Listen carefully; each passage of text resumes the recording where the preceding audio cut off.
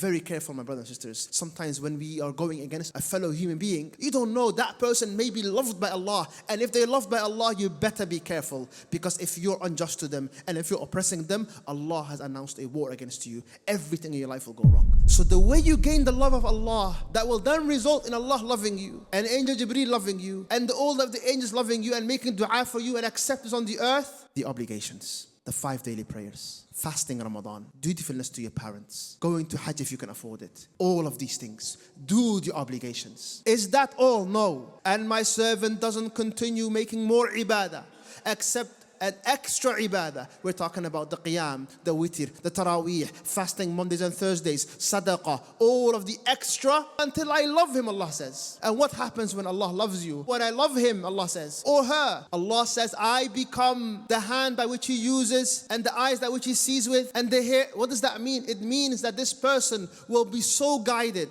so protected that they will not gaze upon except that which pleases Allah, and they will not listen to that except which pleases Allah, and they will not use their hands except that which pleases Allah, and they will not go anywhere except that it pleases Allah subhanahu wa ta'ala. Is that all? No. If Allah loves you, and may Allah love us all, if Allah loves you, Allah said, if this person asks me, I will give him, and if he seeks my protection, I will protect him. This is what you gain when Allah loves you.